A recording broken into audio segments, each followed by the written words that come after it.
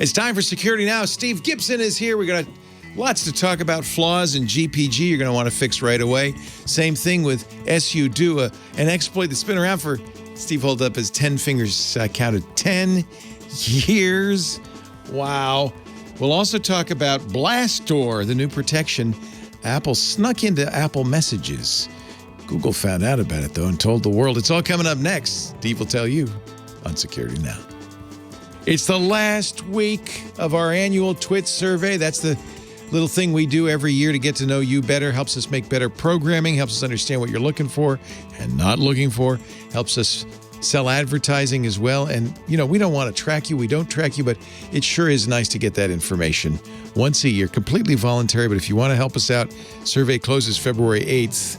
Go to twit.tv/survey21. We are just, I think, 50 short of 10,000 responses. We like to get to 10,000. So get on in there. Be one of the last 50. twit.tv/survey21. Podcasts you love. From people you trust. This is TWiT. This is Security Now with Steve Gibson, episode 804, recorded Tuesday, February 2nd, 2021. NAT Slipstreaming 2.0. Security Now is brought to you by Barracuda. Hackers are always looking for the weakest link in your security configuration, especially in your email security. Barracuda's new threat analyzer tool helps you gain visibility into those vulnerabilities that are unique to you. Visit barracuda.com/security now and try it free. And by IT Pro TV. Get a new career in IT with the best IT education around. Visit itpro.tv/security now for an additional 30% off all consumer subscriptions for the lifetime of your active subscription. Use the code SN30 at checkout. And by ExtraHop. When cyber criminals get past your business's defenses, you need a plan for detection and response. Learn more about how ExtraHop stops breaches 84% faster and explore the interactive demo at extrahop.com/security now. It's time for Security Now, the show where we cover the security news of the world and help keep you safe online with this guy right here, Mr. Steve Gibson of the Gibson Leo? Research Corporation. Hello, Steve.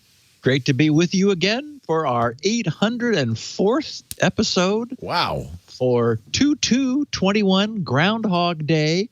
Maybe it's fitting that it's Groundhog Day because the title of today's podcast is NAT Slipstreaming 2.0. Redux. Okay. We talked about that. We introduced the concept of NAT slipstreaming in November, shortly after Sami Kamkar had figured out a way for a remote server, whether it was serving JavaScript or a malicious ad, anything that could run JavaScript in your browser, could trick your NAT router into opening up a reverse mapping through its firewall on other ports, which had various deleterious effects. Well, that was then. The browser makers immediately moved to keep that from happening. But, you know, and I quote Schneier again in lower in the podcast, reminding us that attacks never get weaker. They only ever get stronger. We're back now with 2.0, a far more powerful and worrisome attack. But we're going to wrap up with that.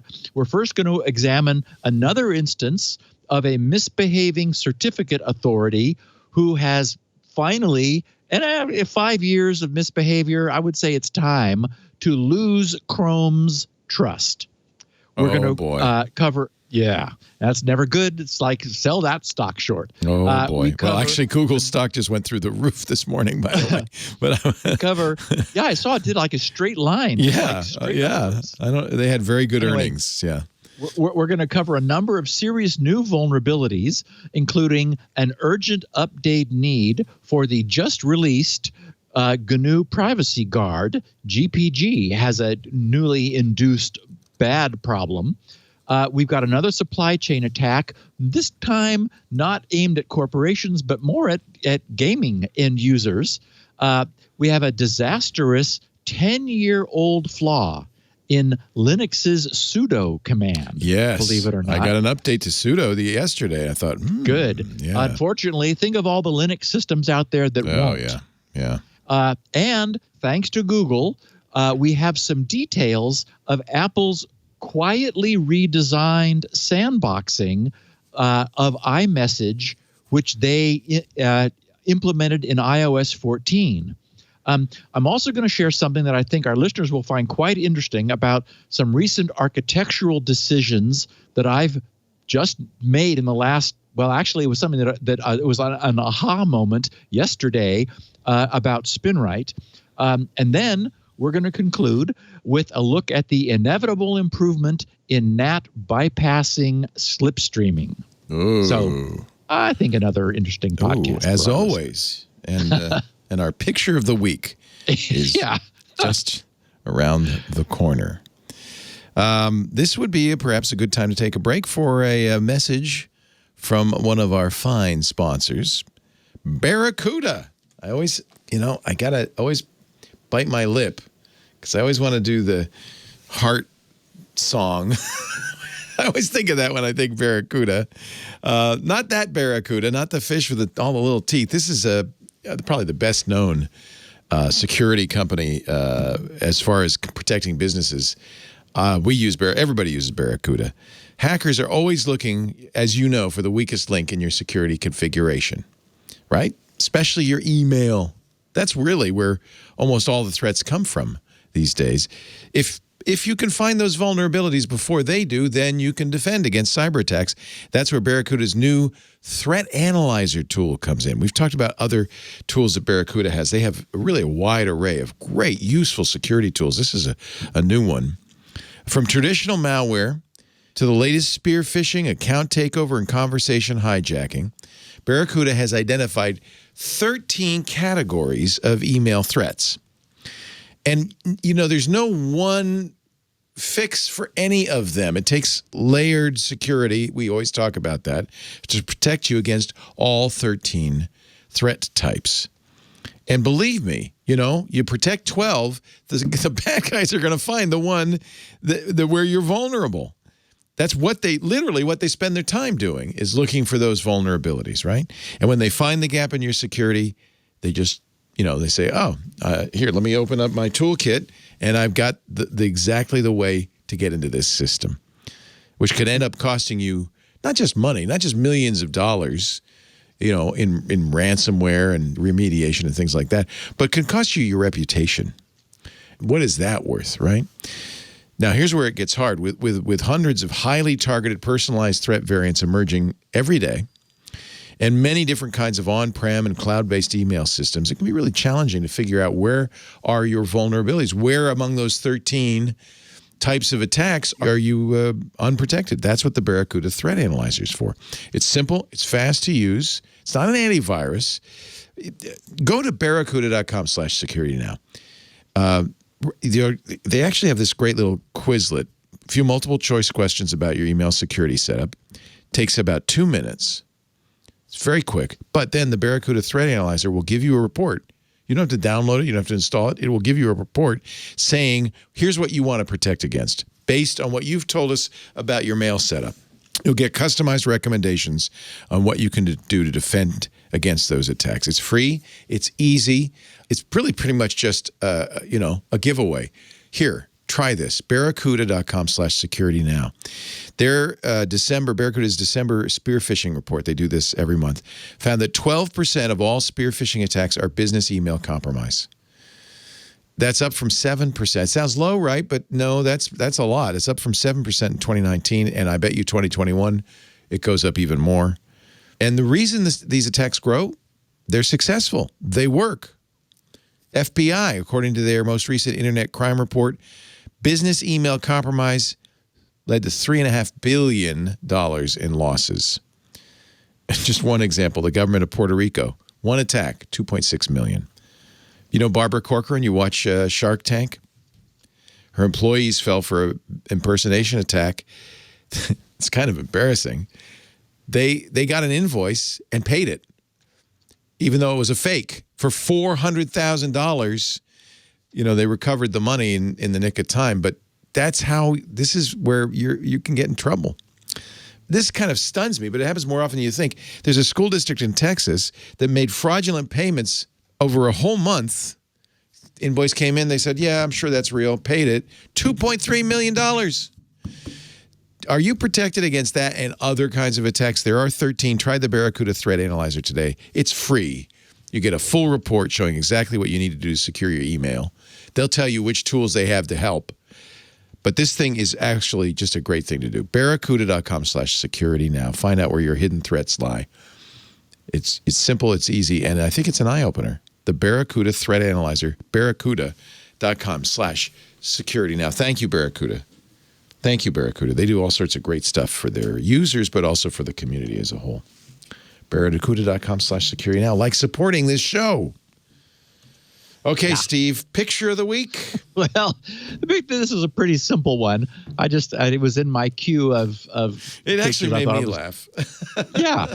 So we got two guys sitting side by side, each at their own terminal. And the guy on the left says to the guy on the right, so why are you going onto the dark web? And we see the screen of the guy on the right. It says dark web, and it's a black screen, kind of skull, right? And then below it says welcome and have a great day. Anyway, the answer to the first person's question is, I forgot my password, so I need to go look it up. Yeah, they know. Of course. Yeah, that's a variant on the. Oh, you lost your data? Don't worry, the NSA has a copy. Exactly. Yeah. Exactly. So. Okay, as we know, our certificate-driven web server system of trust is based upon a chain of trust, actually many chains of trust, where each chain is anchored by a signing authority's root certificate.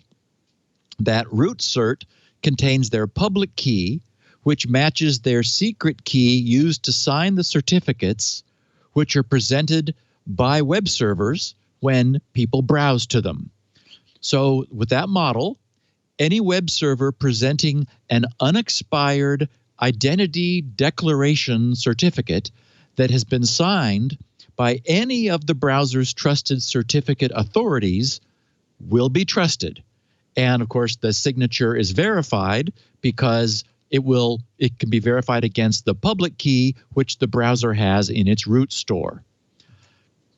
As we know also, those of us who've been listening to this podcast for a while, several times in the past few years, we've covered the interesting and often fraught news of signing authorities either deliberately abusing or inadvertently failing to properly authenticate the identities of those whose certificates they sign. The inevitable result is that they lose the privilege of having their signatures trusted by the industry's web browsers, which effectively renders their signatures useless and therefore worthless.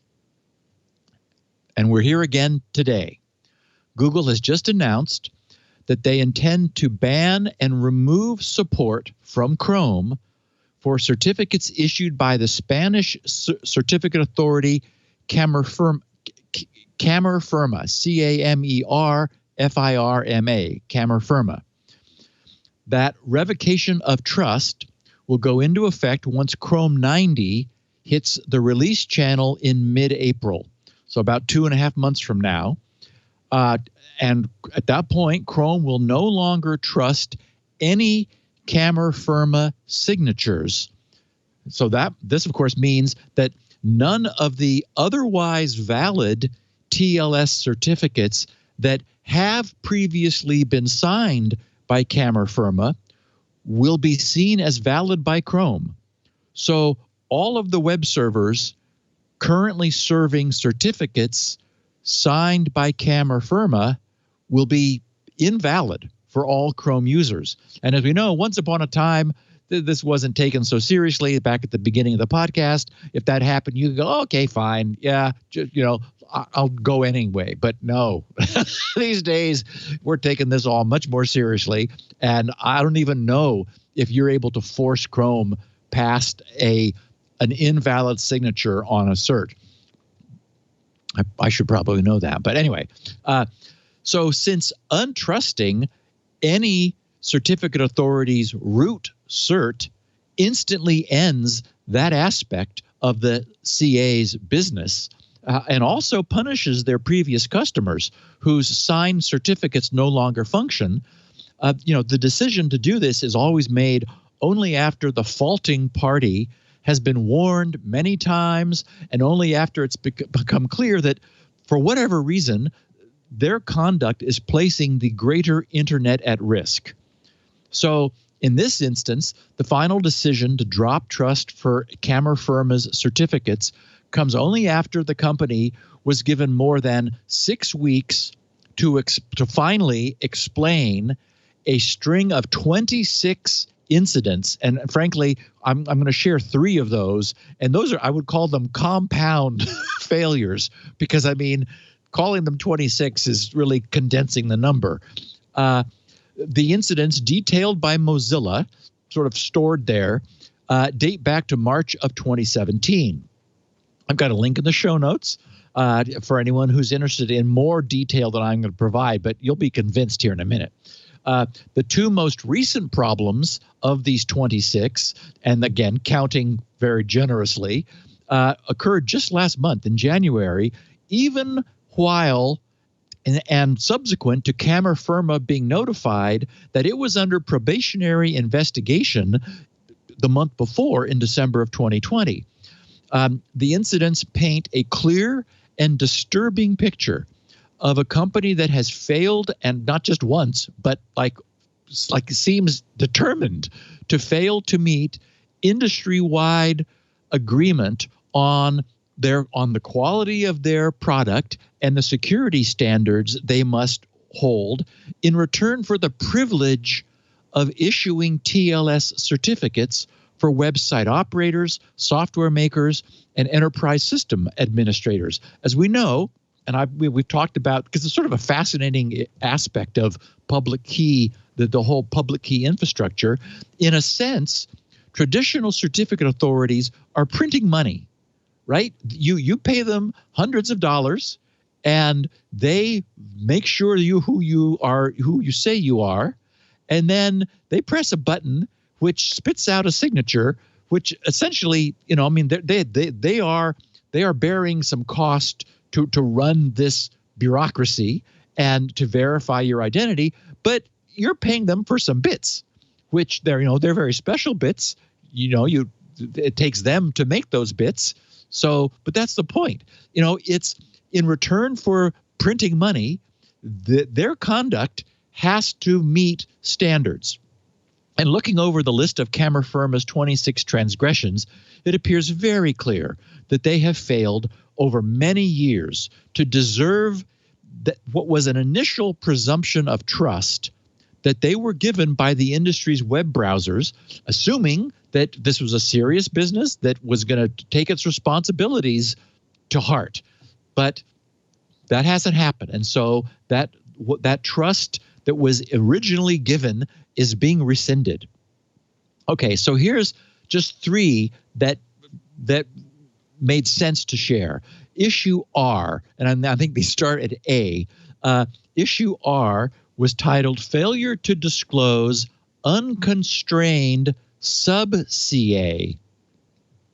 And this was named Digital Sign. Now, okay, so remember that it's possible for a certificate authority not only to sign the end certificate for a web server, for example, but to sign a sub-certificate authority that is a subsidiary certificate.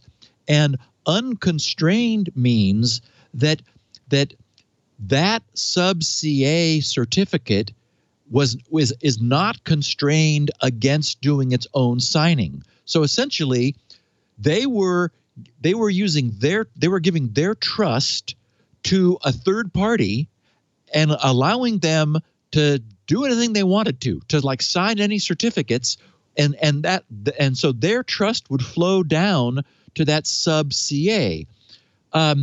So there are situations where, like a business entity, a subsidiary, we'll talk about one in a second, another one of theirs, multi-cert, but this one, digital sign, you can do it, but part of the requirements are that you acknowledge that. You tell the industry that this is what you've done, because obviously this is a very powerful thing. You're basically giving away the right to sign things.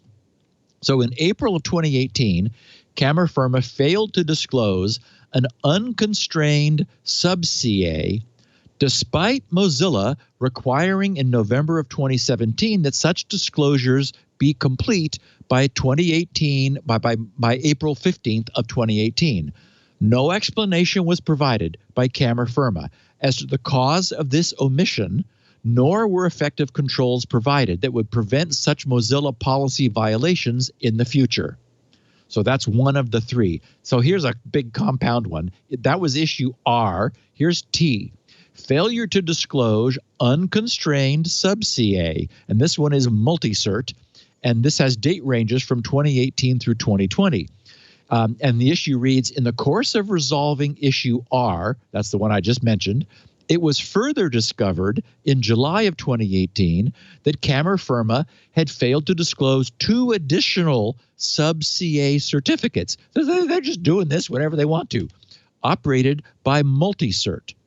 Mozilla policy required that such sub-CAs be disclosed within 1 week of creation. Camerfirma's explanation at the time was that they failed to consider that the person responsible for disclosing into the CCADB, that the organization to which you need to disclose, would be unavailable, and that the backup for that person would also be unavailable.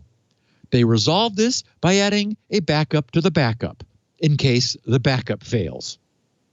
However, the disclosure in the CCADB turned out to be incorrect and misleading, as Camerfirma disclosed that they operated the sub-CA when in fact it was externally operated. At the time, this was only detected because Microsoft had disclosed the CPCPS they had for multi-cert's root, which participated in Microsoft's root program. Camerfirma's explanation was that the person responsible for disclosing was overloaded, and that 3 people would be responsible for disclosures going forward.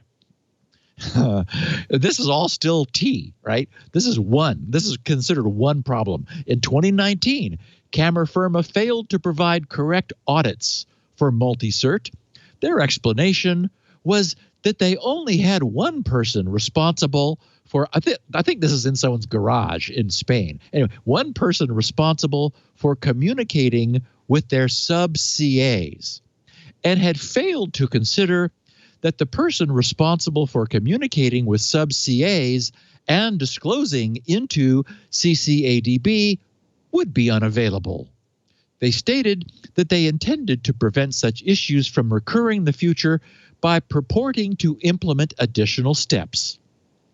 And finally, still issue T, in 2020, as I say last year, Camerfirma again failed to properly disclose sub-CAs operated by multi-cert. So their previous assertions that they were going to fix these previous problems weren't fixed. They erroneously reported them as covered by Camerfirma's CPCPS. Their stated reason was because these new sub-CAs were not covered by the new audit from multi-cert, yet, although the expectations for how to disclose had been previously communicated by Kathleen Wilson. So again, they were told, they didn't do it. And finally, issue X, which was, again, about this multi-cert sub-CA. There's misissuance from 2018 through 2019. In August of 2018, within weeks of having received a cross-signed sub-CA from Camerfirma that is relating to issue T, Multicert issued several certificates that violated the ASN.1 constraint for organization name field length. Camerfirma's response was that both they and Multicert would now regularly check crt.sh for certificate lint violations. Then later, on October of 2018, it was discovered that Multicert had misissued 174 certificates with an incorrect QC statements extension. So they're not doing this right. In response to the report that was provided, Multicert revoked the certificates and then misissued new certificates with a validity period greater than 825 days, which is illegal, to replace those the following month.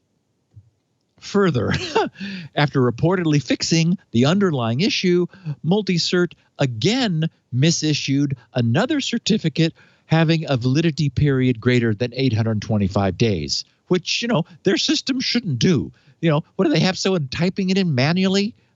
I'm sorry, we used the previous year calendar by mistake. I mean, really. Anyway, during the course of this investigation, Multicert also failed to revoke on the timeline required by the BRs, the baseline requirements, in order to give the customer more time to replace certificates. That's right.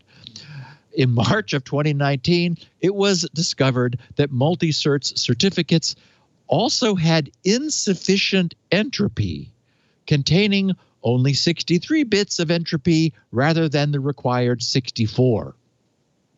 So again, those are just three of what they call them three. That's more like 13 of the 26 issues that have been compiled since 2017. And okay, maybe having 63 bits of entropy rather than 64, you have a stuck bit, is not a big deal. But, in the CA business, which, as I said, can be, if you behave yourself, a money printing gold mine. It is about the details and about rule following, and every rule has been established for some good reason over time. They didn't just make up a bunch of rules because they were, sitting around saying, let's make this harder to be a CA. They're all there for a reason. And if a CA is sloppy about, something as simple as the amount of entropy in their certs, and of course, that's an important thing to have, then it begs the question, what else are they doing wrong? And if their system can somehow issue certificates with illegal validity periods greater than is allowed, again, what else are they doing wrong? So, through the years, we've discussed the walk of shame made by the StartCom subsidiary of WoSign. Oh, and by the way, StartCom ended up doing some business with this Camerfirma group. I didn't share those mistakes, but they're there. And remember DigiNotar, of course, and even Symantec. In each case, trust in those companies' certs was revoked. DigiNotar filed for bankruptcy, and as we know, Symantec, whose certificate signing name was essentially ruined by their own misconduct, sold their certificate authority business to DigiCert. So, at this point, the other browser makers have been silent on Camerfirma, and I just think that's because Google is a first mover here. Chrome has clearly made the right decision, so I'd expect to see similar announcements being made by Apple, Microsoft, and Mozilla before long. This list is from Mozilla, so clearly they're well aware of it. It doesn't seem that malicious. It seems sloppy, right? I mean, yeah, agreed. Yeah. Although you make an excellent point. Here's your opportunity to make a lot of money. Why be sloppy? Leo, could I have that business, please? I know. We just paid, I use DigiCert, among others, for our certs, and I just got another one. It's expensive. I spent more than $1,000 for the cert. It was a wildcard cert. And they were good. They call, the business line. I had to figure out a way to answer the business phone, which was, that was an interesting. Yeah. In fact, Sue does that for me. And so we have a standing deal. I say, okay, Sue, now DigiCert's going to be calling sometime this morning. Are you going to be around? An appointment. Because you need to answer and say, hi, I'm a breathing human. Right. Right. Yeah. No, I was really glad that they went to the extra mile. It was inconvenient, but they did it, and this was a renewal. This wasn't even like they already had verified me. So yeah, you kind of want these guys to do it right. I really think. Well, and of course as I've said before, there is now. Of course, certs are also available for free, right? Let's the Encrypt. Acme protocol with Let's Encrypt, it'll do that for you, but. That's also Let's Encrypt is also where all the malicious certs are. Right. That is all of the sound alike, look alike, Unicode hacked domain names. You go to any of these things, they have. Whoa, yeah, look, I've got TLS. Yes, Let's Encrypt is my certificate. So I would not be surprised if at some point there isn't an indication that is surfaced on our browsers about whether there was any validation of this assertion made by a human in the loop, or was it just automation? And to be fair to Let's Encrypt, their goal was to encrypt the internet, and they have done that. Unfortunately, we rely on certificates for two things: not only encryption, but authentication, and that's the problem with Let's Encrypt, is that it because it's a bot system, it's an automated certificate issuance. I mean, this could have been done 20 years ago if we wanted to. It's not hard. But that just means that there's no assertion of the identity of the, behind the company. And that's why I'm happy to have my relationship with DigiCert, is that at some point I wouldn't be surprised if there isn't something that says, okay, yeah, you're encrypted, but we're not sure who you're talking to.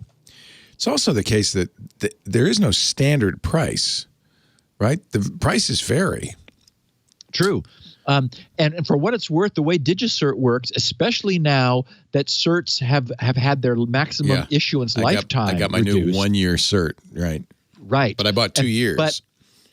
And that validation probably lasts you 2 years. That is to say, they've decoupled the validation of your identity from the issuance of certs. Right. So that, and this is what's been so handy for me. I'll, like, in the middle of the night on a holiday weekend, I'll say, oh, I really want forums.grc.com. Right. And I go over to DigiCert and make myself a cert, because grc.com has already been validated. Correct. Yeah. Correct. And so I'm able to do that. But I could even reissue a grc.com cert if I wanted. Because my point is, every so often, separate from issuing, they perform the "Are you still you" dance, and that bumps their calendar forward, and then within that window, you can do anything you want to. That's interesting. I didn't know that. Yeah. Night or day. That's in response to Let's Encrypt, because they really do want to be a little bit easier, right? They have to be. Exactly. They have to make that trade-off. Okay, so after Camerfirma is gone, and I presumably, like I said, I wouldn't if I had stock, I'd sell it. There will still be plenty of certificate authorities for browsers and consumers both to trust. So, it's not like we don't have enough of them. Everyone will probably well remember the day I clicked on the list of certs in my root store, just about fell over when it was more than 400, because I remembered when there were 5 of them. And so the best thing that probably comes from this sort of banishing, is the sobering reminder to all the other CAs, even you non-top tier. I mean, DigiCert is like top tier. I'm always, sometimes I'll look at some, good website cert wondering, and there it is, signed by DigiCert. And I think, yep. So who, Camerfirma, okay. But, if these non-top tier guys, I mean, here Camerfirma is like, well, our the person who we needed to do this had a backup, but I guess the backup needs a backup because, it's like, what? Okay. So the point is, behave yourselves. If you've got a growing list of like mistakes over in Mozilla's collection pile, you ought to start thinking about taking it seriously, because at some point the boom is going to be lowered on you, and you're not going to be able to print money anymore. You're gonna, it turns out it's not a privilege, or it's not a right, it's a privilege. Okay. So hopefully people who are using GPG are on some list somewhere, and this will be old news. But an urgent update is needed of the recently released GNU Privacy Guard. Version 1.9.0 was recently released just a few weeks ago on the 19th of January. libgcrypt is an open source crypto library as part of GPG, one of GPG's modules. Last Thursday, our old friend Tavis Ormandy, whom we haven't heard from recently, of course, of Google's Project Zero, publicly disclosed the existence of a heap buffer overflow in libgcrypt, which was due to an incorrect assumption in the block buffer management code. Tavis wrote, and I just hit the space bar, and whoa, I went way down. Tavis wrote something. I'm sure he did. Can read it. Here, I'll be Tavis Ormandy. Yeah. Very good. I found it. But okay. You want to read it? No. I was just going to give him some sort of nerdy voice, which is probably not the best thing to do. Oh, thank you, Leo. He said, just decrypting some data can overflow a heap buffer with attacker-controlled data. No verification or signature is validated before the vulnerability occurs. He said, I believe this is easily exploitable. He said, I believe this is easily exploitable. How about that? I'm sure that's what he said. That sounded like Daffy Duck, maybe. I am nervous now because I do use GPG, so I'm going to have to check, make sure I'm on the... Make sure you're at 1.9.1. 191, okay. So yeah. Tavis forwarded his findings to the developers responsible for libgcrypt, and as soon as the report was received, the team published an immediate notice to users: announce urgent, stop using libgcrypt 1.9.0 exclamation point. Oh boy. Yeah. Mm-hmm. In the advisory, principal GnuPG developer Werner Koch asked users to stop using version 1.9.0, which, as a new release, had begun to be adopted by projects including Fedora 34 and Gentoo. A new version of libgcrypt, version 1.9.1, was released in a matter of hours because it wasn't a hard problem, it was just a bad problem, to address the severe vulnerability, which was even too new to have had a CVE number assigned. That's the way you want your security folks to operate. Just, like it's already done by the time the CVE gets issued. In an analysis of the vulnerability, cryptographer Filippo Valsorda, who we've referenced in the past, suggested that the bug was caused by memory safety issues in C. Oh, imagine that. Has anyone ever heard of that? And I know, may be related to efforts to defend against timing side channel attacks. So what we have is an instance of an attempt to mitigate one potential threat, creating a new, very real vulnerability where none existed before. So as a consequence, users who had upgraded to Live Gcrypt 1.9 are being urged to download the patched version as quickly as possible. In other words, a trivial problem to exploit. The GPG developers agreed with Tavis's assessment of the bug severity. They said, quote, exploiting this bug is simple and thus immediate action for 1.9.0 users is required. So you need physical access to the machine, though, right? No. Oh, this is a send somebody email exploit. Oh, God. Okay. Yeah. I have 1.9.0 on my Mac here, so I'm upgrading it right now. Good. Yep. So thank goodness, or thank Google, for Tavis. Yes. But you have to wonder, what would have happened if Tavis had not been on the ball? How long would this newly introduced serious flaw have lingered within the GPG code? It's clear that when a skilled developer examined the code, Tavis, without the inherent bias of the code's author, and as we've often said, it's very difficult to see one's own mistakes, the problem was apparent. Yeah. Tavis just saw it. Yeah. So that suggests that malicious coders, whom we know are unfortunately every bit as talented as the world's best, might also be scouring the world's open source, looking for exactly such flaws. So to me, this suggests two things.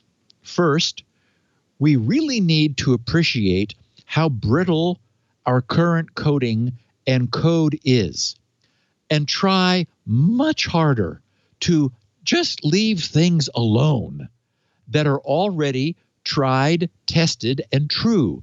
Stop messing with code that works. Stop trying to make things better that are just fine the way they are, really. The second thing is that we really need to reconsider our coding practices. We need implementation languages that inherently do not allow these sorts of mistakes to be made in the first place. Such languages exist, but they're not macho and fun to use. Consequently, a highly critical, security-oriented cryptographic library for the widely used GPG is written in C, the lowest level, most macho language with the worst security track record. Okay, I might argue that assembly is even lower level macho. Actually, I'll be getting to there in a second. Okay. that could be owing to the fact that so much code is still being written in C, but it's also owing to the fact that the language provides exactly zero protection from doing anything the programmer wants. By design. Which is why it's appealing to cowboys. Right. And everybody loves C. Yes, I know. I wrote squirrel in assembler. So who am I to speak about the need to use safe, high-level languages when security matters? Do you have static type checking in assembler? I don't think so. I'm just saying, Leo, everybody else should do it. Yes. Everybody else. None of you are good enough to be using assembler. And that's, of course, the problem, right? Right. Everybody thinks that everybody else should do it. I can do it. With the foreseeable outcome that still today no one does. Yeah. So everything should be rewritten in Rust, except for SpinRite. I'm just saying. So good luck, and God bless, and be sure to update your GPG code. I just did 191. Nice. Thank you, Mac Ports. Yep, that was, Nice. A good example is Pseudo. You're talking about how long this could have gone undetected. SU2 was 9 years, I think, right? 10. It was 2011. Yeah. Yeah. And undetected. Yeah. And it allowed a local user to escalate to root. Oh. That's not good. Yes. We're getting there. We're getting to that. Sorry. I didn't want to. No. But now would be a good time to take our second break. Okay. I'm sorry. Should have had that extra cup of coffee. Okay. I'm getting all head up here. Our show today, ladies and gentlemen, brought to you by IT Pro TV. This is a serious topic. Right now, there are a lot of people out of work, underemployed, not happy in their jobs. I think that's true all the time. Maybe because you're listening to this show, clearly you have an interest in the nerdiest, geekiest, low-level details, minutia of tech. You should be in IT. What are you suffering for? This is a great time to get into IT. The tech industry is rapidly expanding. The demand for IT skills in the workforce could never be higher. There are, I think I saw 4 million open, unfilled jobs in the U.S. alone in IT. An IT career can be rewarding, longevity, you're always learning, always growing. The pay is great, and you love doing it, right? If you're listening to this show, you must. Well, IT Pro TV is a place to go. They don't just, a lot of times you go to somewhere that does test prep, so that you can get that first cert that gets you that first job, the A+ or the Security Plus, the Network Plus, or the NCSC or whatever. And they're teaching to the test. These are the questions you're going to get asked, so here's the stuff you learn. That's not IT Pro TV. They teach you skills. They teach you how to be better at IT. And not just any skills, the skills that are in high demand, that makes you more valuable to your current employer, your future employer. And by the way, you don't have to guess. IT Pro TV has counselors who will tell you what jobs are big and growing and how to get the certs you need to get those jobs. And boy, do they teach. So you're always learning from somebody who's a pro in the field. It's not, some Joe off the street, obviously, somebody who just read a book. It's somebody who's been working in it. But also, they pick them carefully, and they do a great job so that they're engaging, they're entertaining, they're informative, but it's not painful. It's not, and now go to page 6, Bueller. None of that. IT Pro TV has grown quite a bit since we started talking about them in 2013. In the last 7+ years, they now are in a brand new headquarters. Well, we went down, not brand new anymore, I guess it's a few years old. We went down to Gainesville to see it. When they built it, it had 5 studios. They're now up to 7 studios. Why do they need to do that? Because everything's changing in IT all the time. New versions of the software, new tests, new certs, and they want to make sure that you're getting the latest, freshest, most up-to-date information. And they do that. One reviewer said, IT Pro TV has helped me with 2 certifications, also as the supplemental material for my graduate school classes, grad school. Give it a try. You won't be disappointed. Get the certs you need without leaving home. IT Pro TV is available on Roku, Fire TV, Apple TV, everywhere, on your computer, on your phone. Watch on the big screen. I leave it running. That's the best way. Get it by osmosis all the time. They have a live stream you can watch, but they also have more than 5,800 hours of on-demand IT programming. Learn on your schedule, at your own pace, with the content that matters. Now, this month, brand new month, Project Management Month at IT Pro TV. There's a webinar coming up in about 8 days on February 11th. It'll be on, if you miss it, it'll be on demand after that, but it's live on February 11th, called Navigating the Future of Project Management.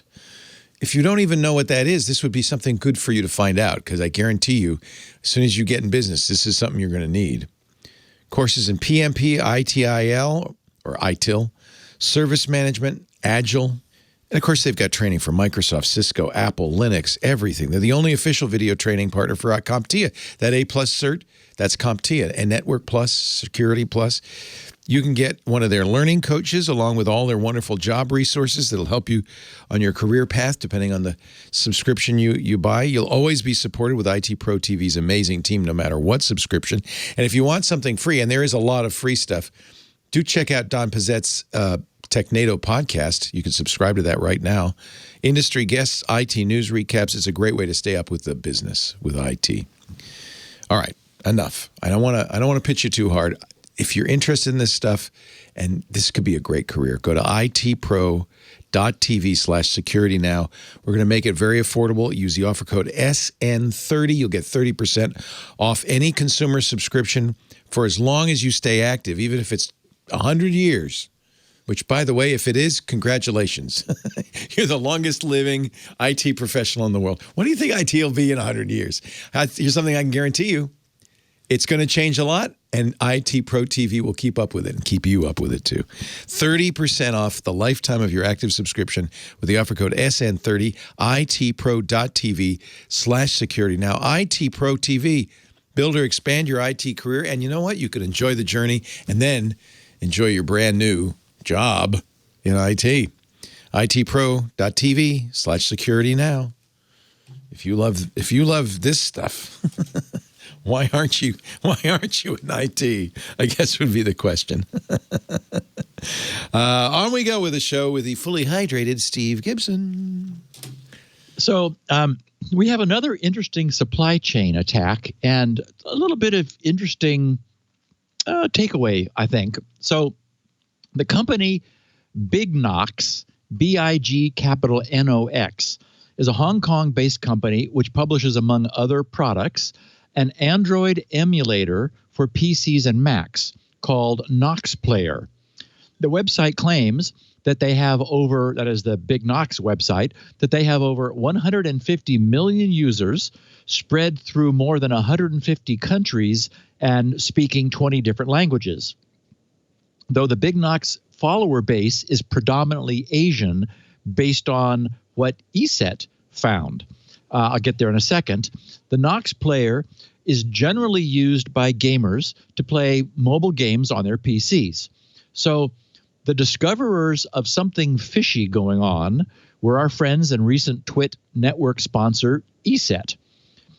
They spotted a highly targeted surveillance campaign involving the distribution of 3 different malware families via tailored, and here it comes, malicious updates to selected victims in Taiwan, Hong Kong, and Sri Lanka.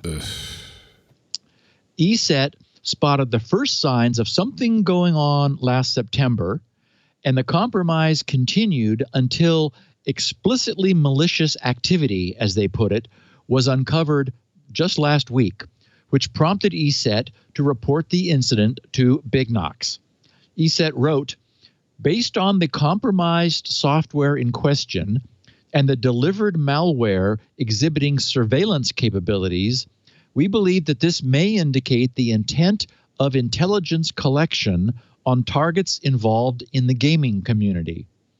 So, to carry out the attack, the Nox Player update mechanism served as the vector to deliver Trojanized versions of the software to users which, upon installation, delivered 3 different malicious payloads, including, for example, the Ghost Rat, rat as in remote access Trojan, which is used to spy on its victims, capture keystrokes, and gather sensitive information.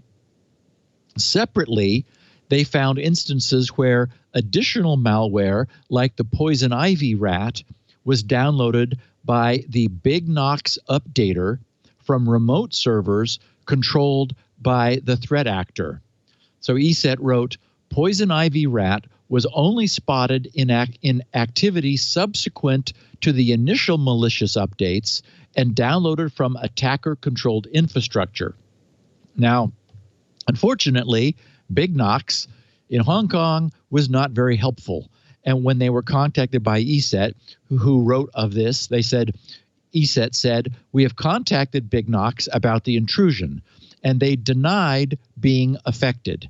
We've also offered our support to help them past the disclosure in case they decide to conduct an internal investigation." In other words, ESET was, this is now a page. I got the link in the show notes here to their full disclosure. So this was going to put BigNox, in the spotlight. So anyway, for one thing, if anyone hearing this is a user of BigNox's Nox Player, you probably need to take responsibility yourself, because it doesn't sound like BigNox is prone to, for making sure that you didn't receive any malware. This link in the show notes contains some IOCs, indicators of compromise, which anyone who's worried can check for on their own system.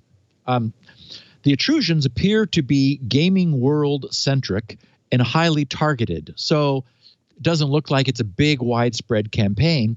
ESET said, in comparison to the overall number of active Nox player users, there is a very small number of victims.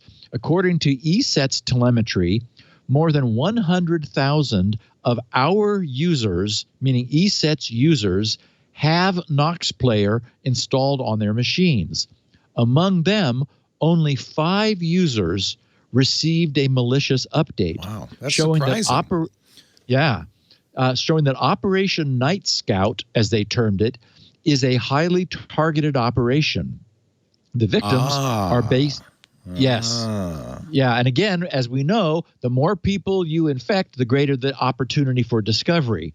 But it was probably the infection of those 5 users that overlapped with ESETs being in their system, watching what was going on, that put ESET onto this behavior in the first place. So anyway, those victims, as I mentioned, are in Taiwan, Hong Kong, and Sri Lanka. They said we were unsuccessful finding correlations that would suggest any relationships among victims. On the other hand, they've got, it's all they're seeing is those 5 that happen to be using ESET.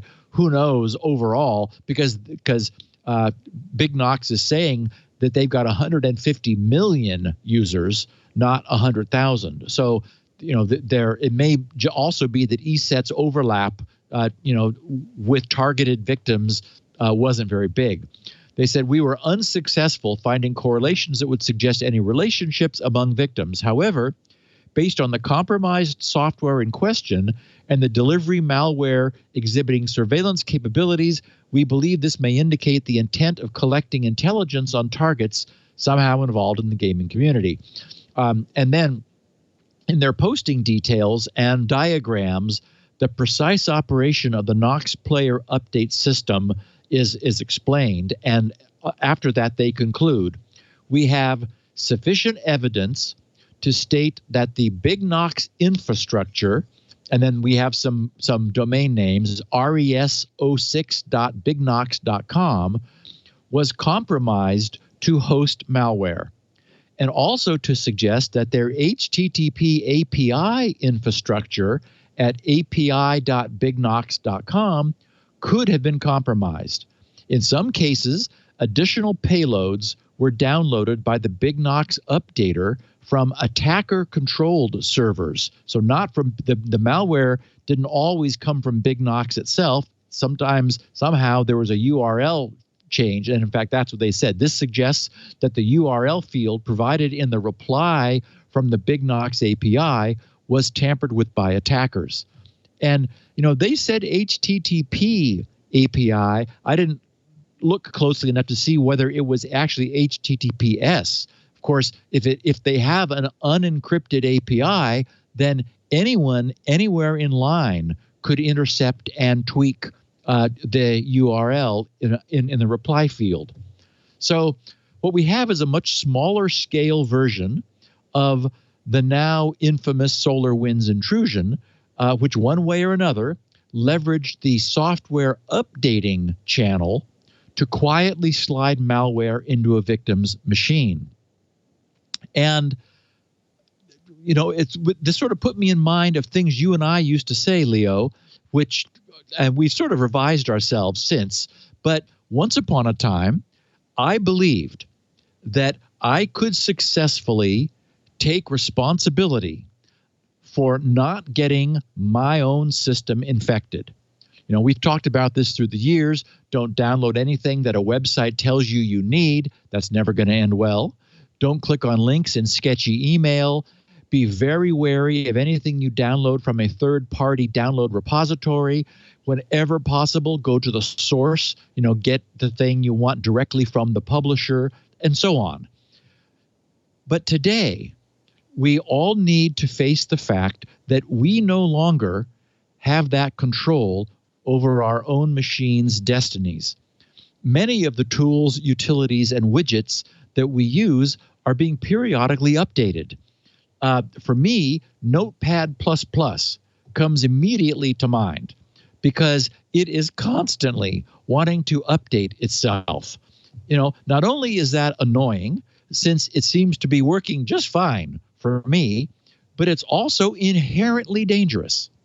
If their build process or their update server were to get compromised, and we've covered stories in the past where that has happened to well-meaning organizations, in a very short time, remember it even happened to Lenovo at one point, in a very short time, a huge number of Windows users would be infected because their instances of Notepad++ said, oh, I've got a better, shinier version.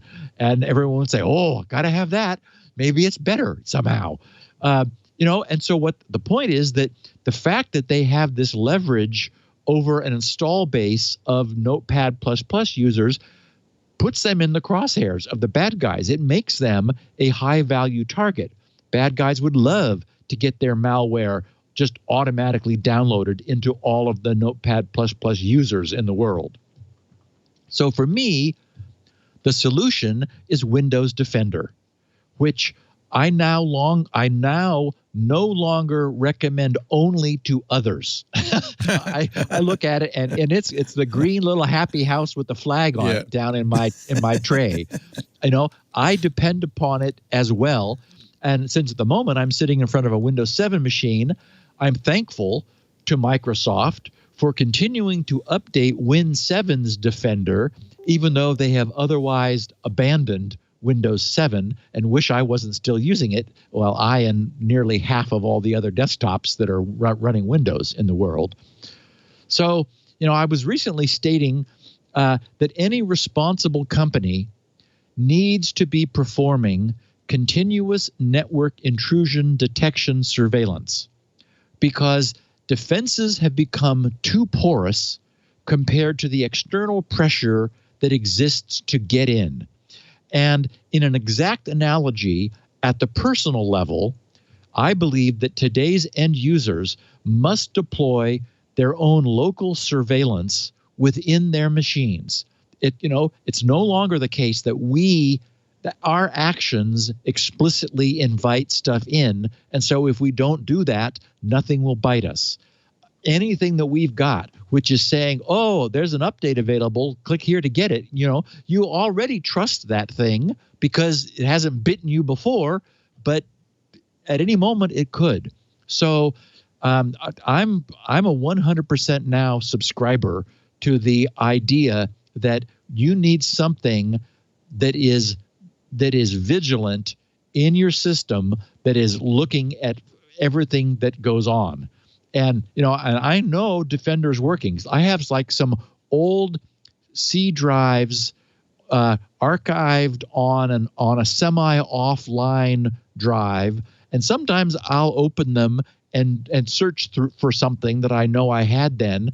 And back then I had a directory of, well-marked malware. And sure enough, Defender pops up and says, what the hell are you doing? And it's like, okay, relax. It's okay. This is just, I'm a security guy. I do research. I have this stuff for a reason. But, so it's just sort of nice when it goes off and I go, oh, yeah, that is true. I forgot about that directory. Maybe it'd be a good time to delete it, as a matter of fact.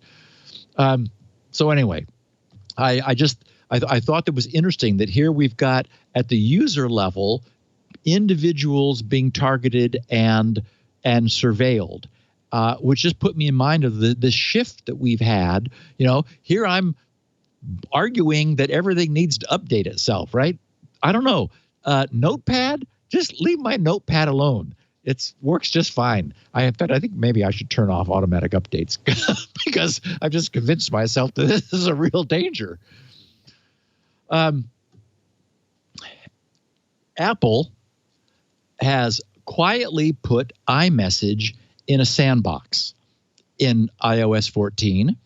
The new code was discovered, reverse engineered, described, and documented by Google Project Zero's Samuel Gross.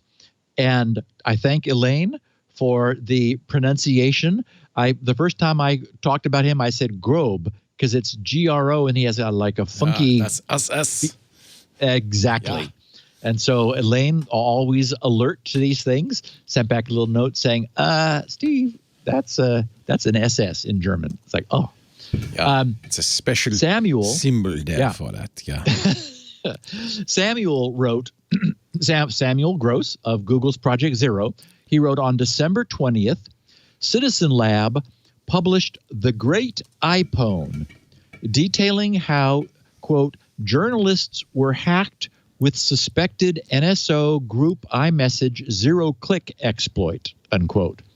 He said of particular interest is the following note. We do not believe that the exploit works against iOS 14 and above, which includes new security protections, unquote.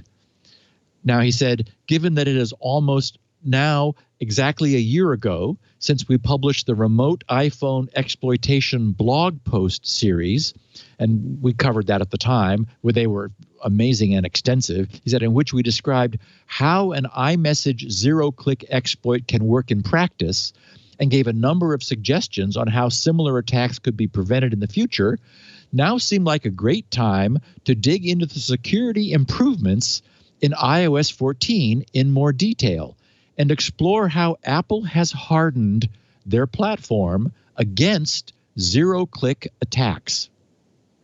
And of course, those are that means that your phone could receive iMessages which without you doing anything, just the receipt of the iMessage could be enough to give the attacker either access to your phone that you don't want them to have, or some information that then that allows them to incrementally get to a point where they're able to succeed. Now, what's cool about this, what Google has done, that is to say reverse engineering iOS 14, is that Apple is famously, mum about this. They just say, oh, it's better, but, we want more. So, Samuel provided more. He said the content of this blog post is the result of a roughly 1 week reverse engineering project, mostly performed on an M1 Mac Mini running Mac OS 11.1, with the results, where possible, verified to also apply to iOS 14.3 running on an iPhone XS. Now, I'll just stop there to note that remember that it's virtually impossible to look inside an iPhone at this point.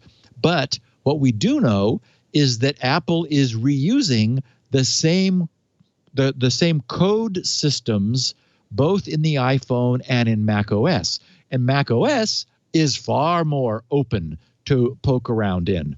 And so we've talked about this happening before, but I wanted to remind our listeners that what we're now beginning to see is that the iPhone's behavior being inferred from and then later verified from the behavior in the much more accessible Mac OS. So Samuel said, due to the nature of this project and the limited time frame, it is possible that I have missed some relevant changes or made mistakes interpreting some results. Where possible, I've tried to describe the steps necessary to verify the presented results and would appreciate any corrections or additions. He says the blog post will start with an overview of the major changes Apple implemented in iOS 14, which affects the security of iMessage. Afterwards, and mostly for the readers interested in the technical details, each of the major improvements is described in more detail while also providing a walkthrough of how it was reverse engineered. And that's, of course, way more than we need to get into here. The main things that Apple did are of interest. He says, at least for the technical details, it's recommended to briefly review the blog post series from last year for a basic introduction to iMessage and the exploitation techniques used to attack it. Okay, so the 4 things Apple did. He said, memory corruption-based zero-click exploits typically require at least the following pieces.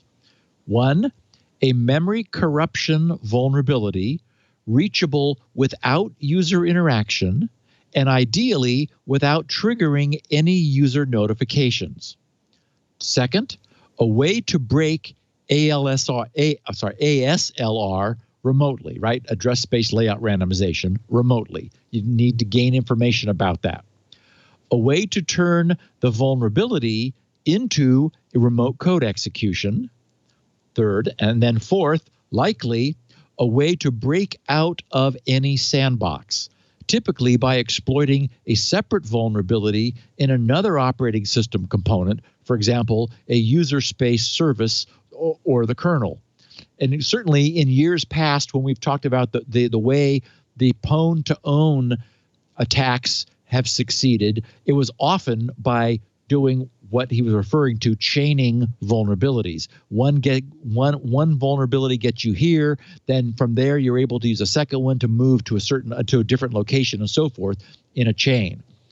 Okay, so he describes three things that Apple has done to essentially zap all four of those things. The first is the BlastDoor, great name, the BlastDoor service. He said, one of the major changes in iOS 14 is the introduction of a new, tightly sandboxed BlastDoor service, which is now responsible for almost all parsing of untrusted data in iMessages.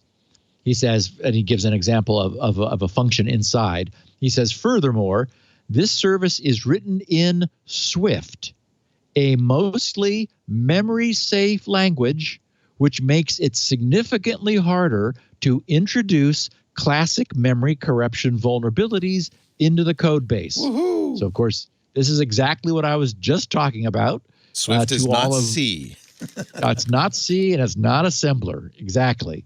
And it is exactly this. That's the way you want to write your code to parse untrusted data and write that service in Swift so that the service itself will be highly resistant to attack. So then in his presentation, he shows us a rough diagram of iMessage message processing pipeline, which is this big grid of arrows pointing everywhere. And then he continues, as can be seen, the majority of the processing of complex untrusted data has been moved into the new BlastDoor service. Furthermore, this design, with its 7+ involved services, allows fine-grained sandboxing rules to be applied. He says, for example, only the IM transfer agent and the APSD processes, whatever those are required to perform network operations. As such, all services in this pipeline are now properly sandboxed, with the BlastDoor service arguably being sandboxed the strongest.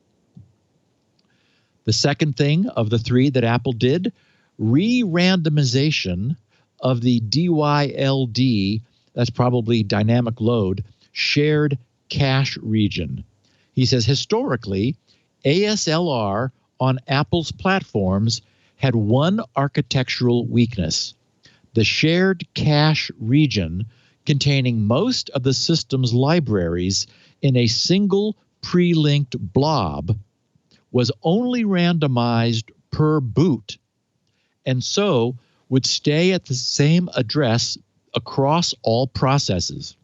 He says, this turned out to be especially critical in the context of zero-click attacks, as it allowed an attacker able to remotely observe process crashes, for example, through timing of automatic delivery of receipts, to infer the base address of the shared cache, and as such, break ASLR, a prerequisite for subsequent exploitation. He said, however, with iOS 14, Apple has added logic to specifically detect this kind of attack, in which case the shared cache is re-randomized for the targeted service the next time it is started, thus rendering this technique useless. This should make bypassing ASLR in a zero-click attack context significantly harder or even impossible. He says, apart from brute force, which would mean, guessing, just guessing blindly and hoping you get lucky about the cache's location. He says, depending upon the concrete vulnerability. And finally, third, exponential throttling to slow down brute force attacks. He said to limit an attacker's ability to retry exploits or brute force ASLR, the BlastDoor and IM agent services are now subject to a newly introduced exponential throttling mechanism enforced by the launch daemon, causing the interval between restarts after a crash to double with every subsequent crash. He says up to an apparent maximum of 20 minutes. He says with this change, an exploit that relied on repeatedly crashing the attacked service would now likely require in the order of multiple hours to roughly half a day to complete instead of a few minutes. And anyway, so then for the remainder of his disclosure, Samuel lays out the details of what he found. I've got the link in the show notes for anyone who really wants to, who's curious about exactly how Apple did these things. It seems to me in today's climate, it is this sort of anticipatory design for security that's needed. After the troubles that surfaced in iOS 13, Apple did not simply patch those individual flaws and leave everything else alone. Instead, they fundamentally re-architected the entire iMessage processing system to preempt entire classes of next-generation attacks. And it's the right thing to do. iMessage has an exposure to the world. It's the way unsolicited stuff can come into your phone. And so rather than assuming that, those were the last bugs we're ever going to have, Apple said, okay, those are not the last bugs we're ever going to have. We keep fixing them. So let's change the architecture. Let's look at, if we have a bug, how can we keep it from compromising the user? And that's what they did. And, and one could argue that it should have always been that way. But what we've been witnessing is a slow but sure, constantly rising threat level through the life of this podcast. The 15 years that we've been doing this, we've watched the threat level, go from people putting scripts in email because they thought it was funny to, nation states deeply infiltrating U.S. corporate and government networks surreptitiously. I mean, it's a whole new game. So, Apple has been in the middle of it all through all of this. And without question, lessons are being learned, hopefully by the entire industry. And that's what I think makes Samuel's sharing of what Apple won't tell us so valuable. If Apple hides this innovation, then the rest of the industry isn't able to go, maybe we should do that too. There's little doubt that future systems will be designed with these sorts of mitigations built in from the get-go, but only if those who are implementing them are willing to share what's going on. There's no way that bad guys knowing this is being done is going to help them. The way Apple did this is it is limiting the amount of and rate of knowledge that a bad guy can obtain. And mitigation really is what this is, because Apple is saying, okay, we keep trying to fix problems. Bad guys keep finding them. Let's change the system so it doesn't matter if they find them. We're still going to do our best to fix them, but let's add a really strong, effective sandboxing around iMessage, which is what they've done. So, props to Google and Samuel for taken the time to do this reverse engineering and then share it with everybody else, it raises the bar of what a responsible provider needs to do to protect their own users. So bravo. And Leo, as you said earlier, for the past 10 years, the command all of us who've used Linux and Unix know as sudo turned out to only be pseudo secure. Last week, a very serious bug came to light in the command. This is where you do not want it. The command line parser of Linux's powerful sudo command. As we know, sudo allows non-root users to temporarily elevate their rights to obtain some root privileges. This is typically done for performing maintenance and various system level things that your typical user, even if you're the only user on the system, the modern security architecture says everybody should be running with reduced rights all the time, and you only selectively and briefly raise your rights in order to do stuff. And that's essentially what Windows provided with the whole UAC architecture, where you got to say yes, the screen goes dark and you get a dialogue, and then you say, yes, I want to do this, and that then switches your credentials briefly in order to allow you to do that. So Qualys discovered the problem. They wrote, the Qualys research team has discovered a heap overflow vulnerability in Sudo, a near ubiquitous utility available on major Unix-like operating systems. Any unprivileged user can gain root privileges on a vulnerable host using a default sudo configuration by exploiting this vulnerability. They said sudo is a powerful utility that's included in most, if not all, Unix and Linux-based OSs. FreeBSD has it. So it's everywhere. It allows users to run programs with the security privileges of another user. The vulnerability itself has been hiding in plain sight for nearly 10 years. It was introduced, it'll be 10 years in July, introduced in July of 2011 with commit 8255ED69 and affects all legacy versions from 1.8.2 to 1.8.31 P2 and all stable versions from 1.9.0 to 1.9.5 P1 in their default configuration. They said successful exploitation of this vulnerability allows any unprivileged user to gain root privileges on the vulnerable host. Qualys security researchers have been able to independently verify the vulnerability and develop multiple variants of exploit and obtain full root privileges on Ubuntu 20.04, Debian 10, and Fedora 33. Other operating systems and distributions are also likely to be exploitable. And anything that was packaged in the last 10 years.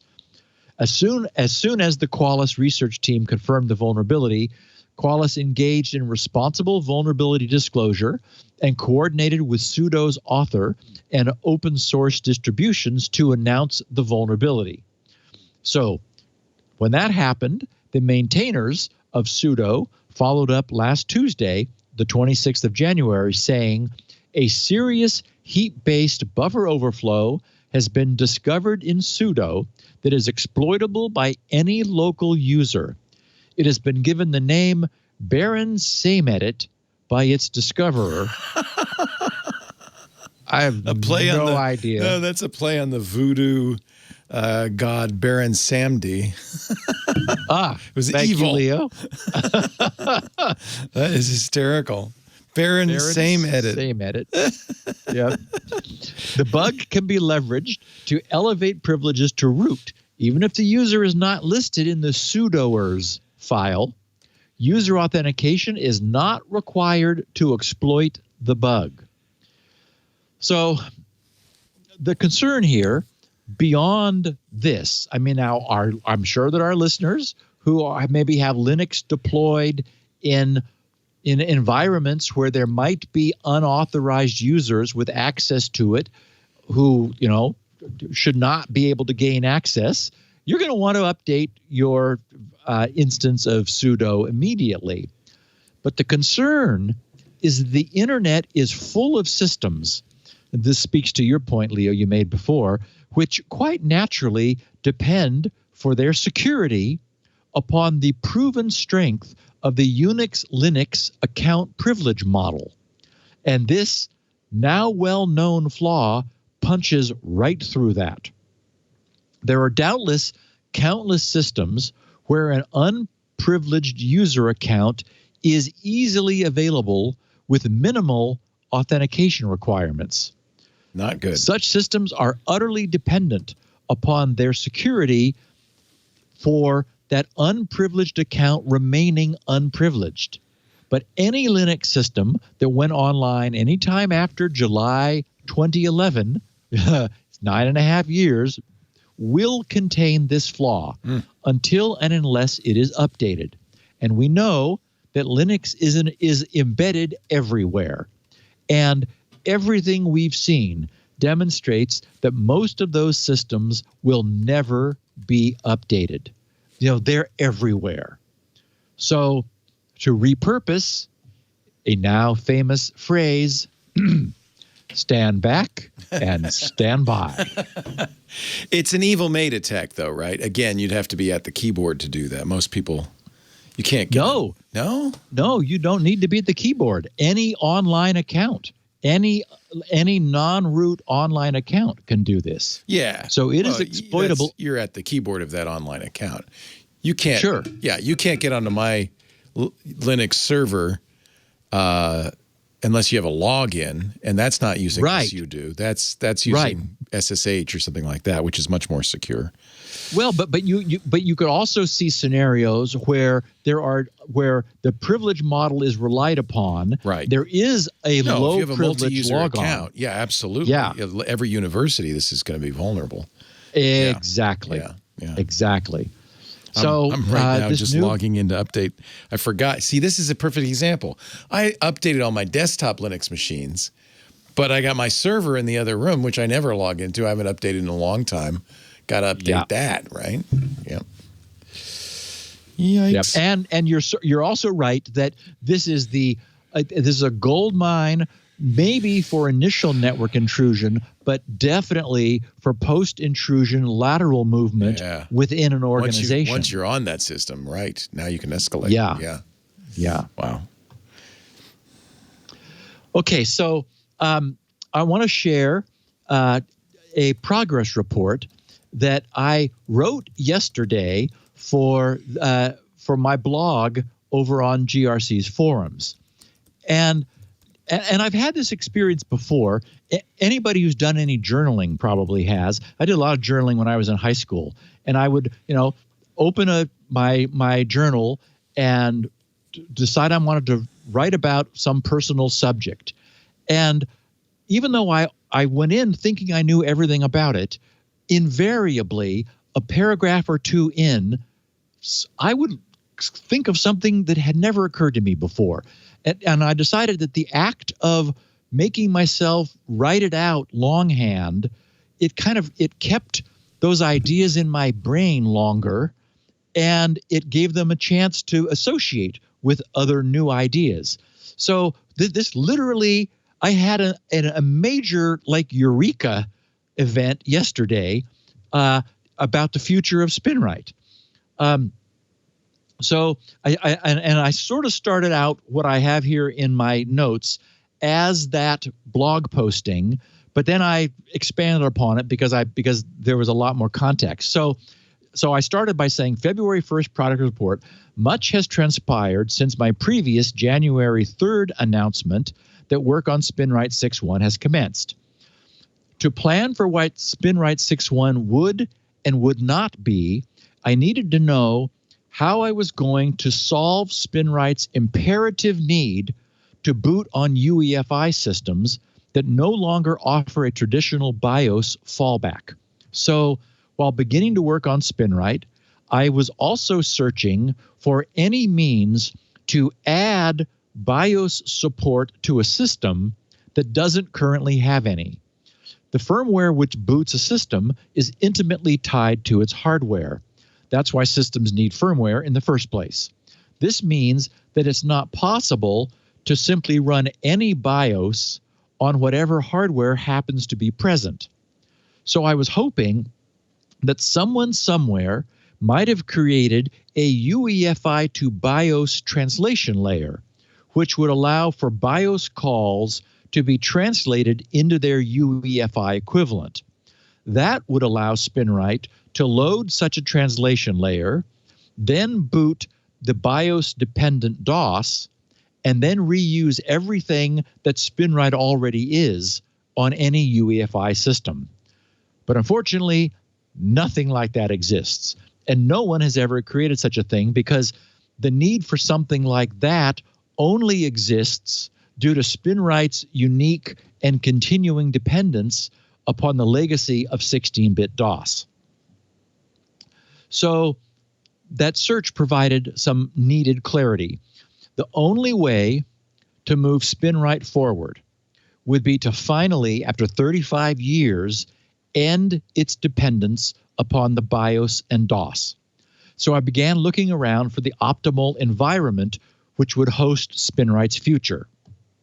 And I'll spare everybody the blow-by-blow. That's all over in the SpinRite.dev news group where all of this conversation was happening earlier in January. But for what it's worth, we looked at everything. Linux using Windows PE, the portable or the pre execution environment, the React OS, various other hobby OSs, and many of the various embedded OSs like VxWorks.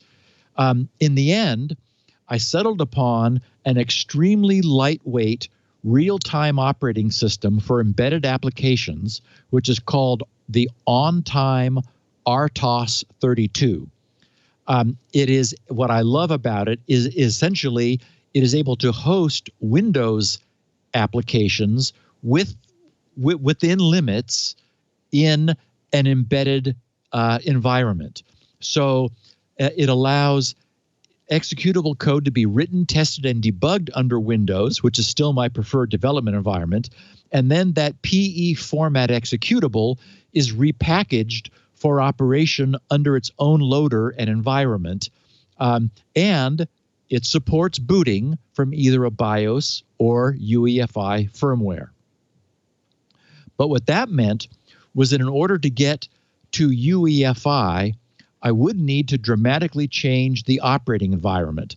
Operating under DOS and the Intel processor's real mode, as SpinRite has always done, means that two 16-bit registers are always being referenced in order to access memory. And in the way this is done is a bit funky.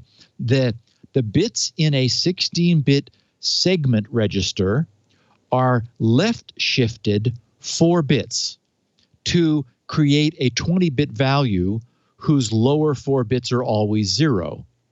Then a 16-bit offset register or value is added to that 16-bit result.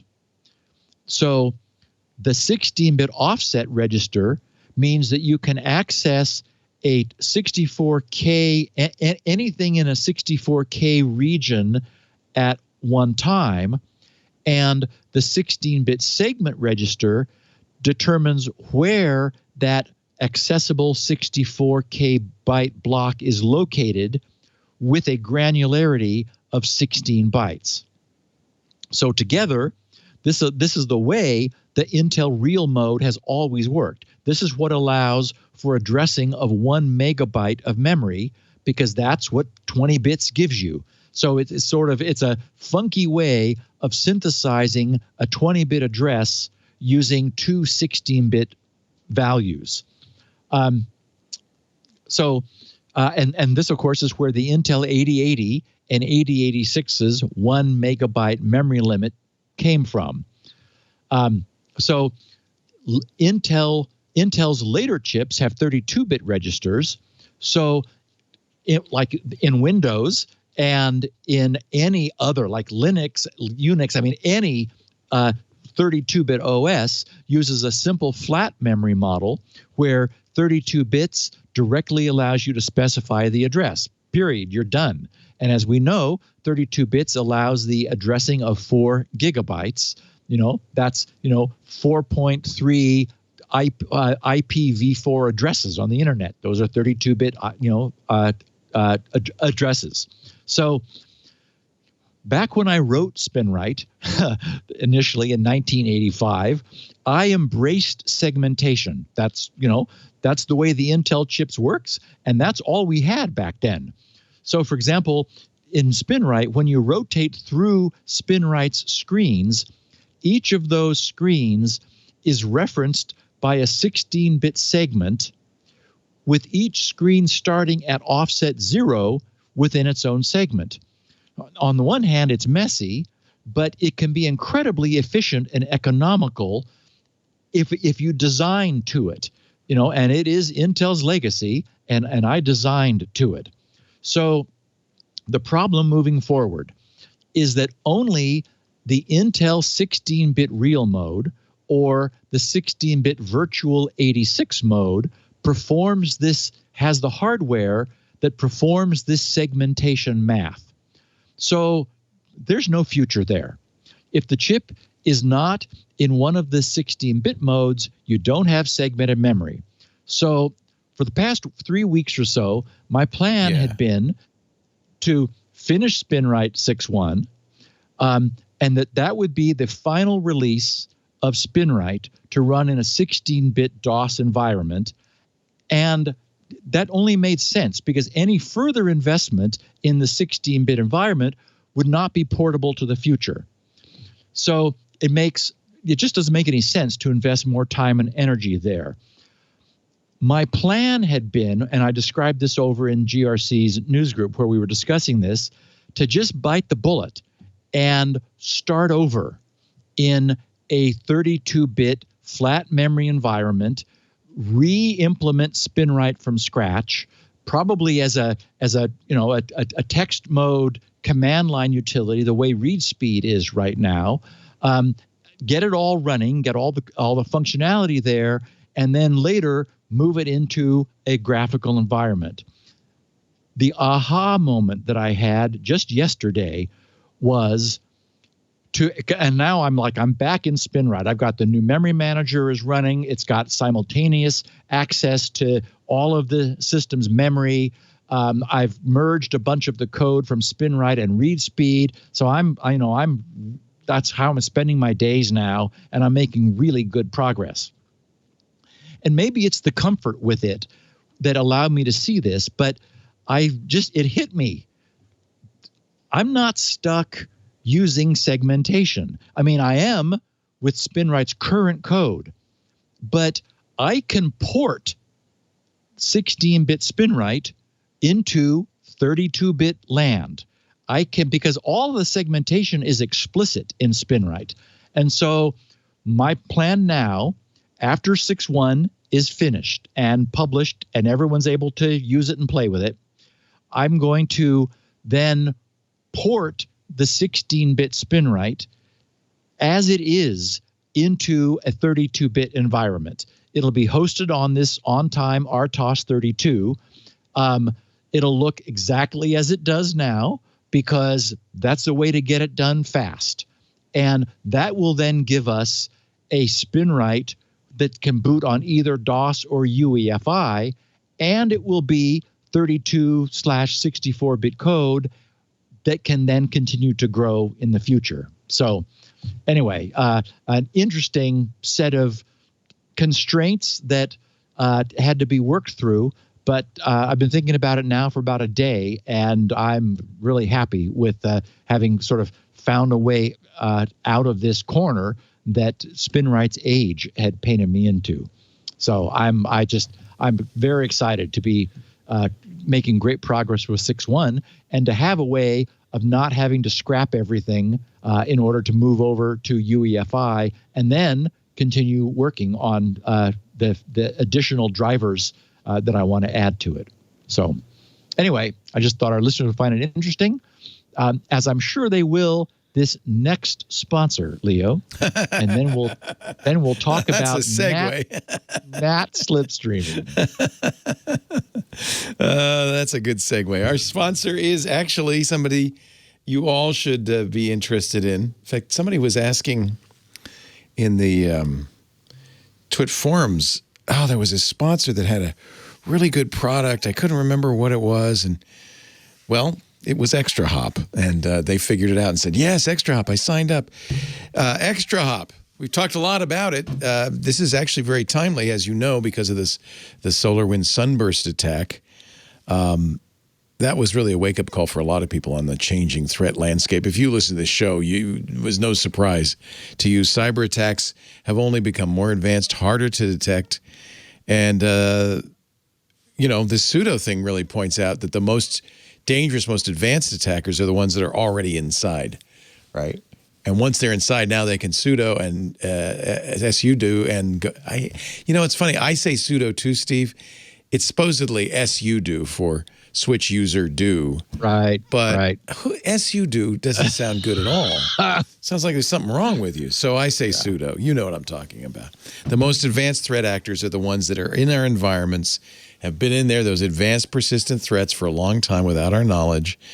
When cyber criminals get past your defenses, businesses need a plan for detection and response, ideally remediation. The old model of protection and prevention alone is not enough.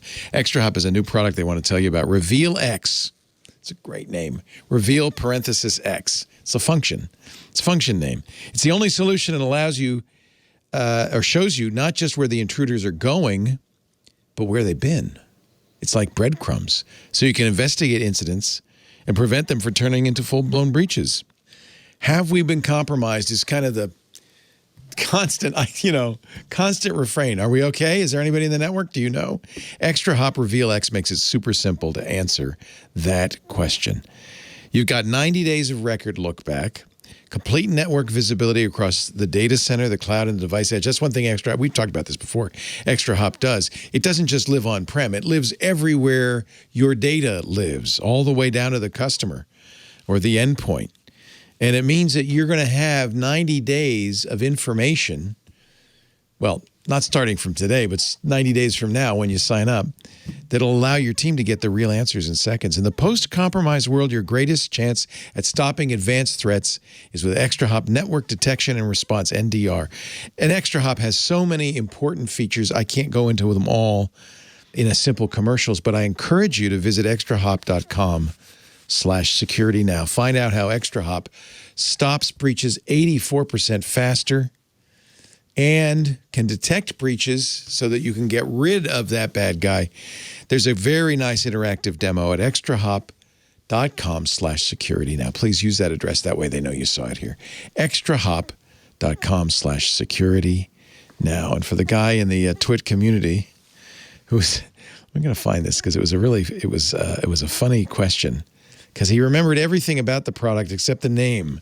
That happens, doesn't it? He was saying, I hope you can help me with the name of a recent TWiT sponsor. I can't find it. I was listening to a show in January, integration of network security, inventory management, patch management. We gave him a lot of names. He tried a lot of things. And finally, ExtraHop. That's it. ExtraHop. Thank you, Silent Sky was his name. Thank you so much to all who responded to my question. I very much appreciate it. The sponsor I was looking for was ExtraHop. This is a great community. And let us know, Silent Sky. I think you're going to like it. And take a look at some of the new things ExtraHop can do. extrahop.com/security now. Back to Mr. G. For Slipstreaming 2.0. All right. So, it's Groundhog Day after all. It is. Yes. It was episode 792 of Security Now, which we recorded last November the 10th, titled NAT Firewall Bypass. And perhaps we should have added a 1.0 to it in anticipation of the technique's inevitable evolution Thus, today's podcast bears the title NAT Slipstreaming 2.0. I'll begin by reminding everyone where we were in November and quickly place that first-generation exploit into context against today's second-generation exploit. The original NAT slipstreaming attack relied on a victim within an internal network tucked safely, they thought, behind their NAT router, who would click on a link or just visit a website which was running JavaScript, would then run JavaScript on their browser, as every website and ad now does. That would open an incoming path using some very clever packet hacking, open an incoming path from the internet to the victim's device.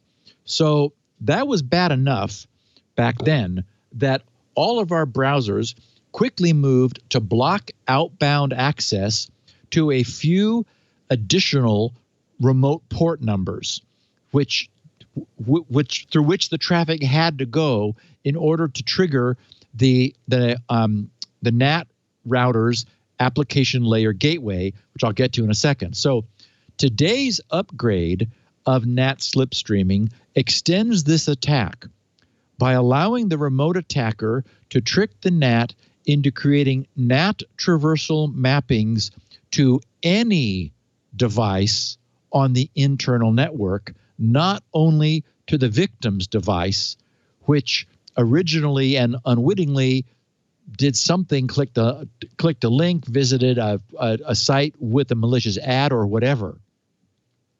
As we know, many devices located on our internal LANs may be fine there, but they were never intended to be exposed to the internet. How many times have I talked about services that should never, under any circumstances, poke their heads out onto the internet? So this is precisely what version 2 of NAT slipstreaming allows.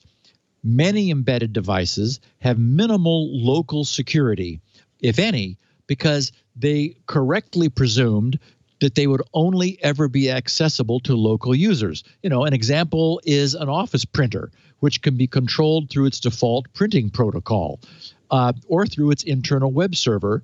And we've talked about how printers, the firmware in printers could be subverted, and malware can actually live in a printer until it's rooted out. Well, it turns out this provides a means for the malware to get into the printer in the first place.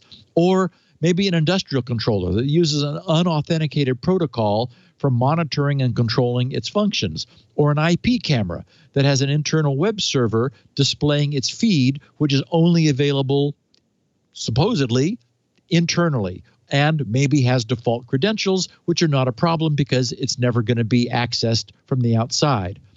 This second-generation variant of the NAT slipstreaming attack can access these types of interfaces from the internet, which results in attacks that range from, a nuisance to potentially sophisticated ransomware attacks.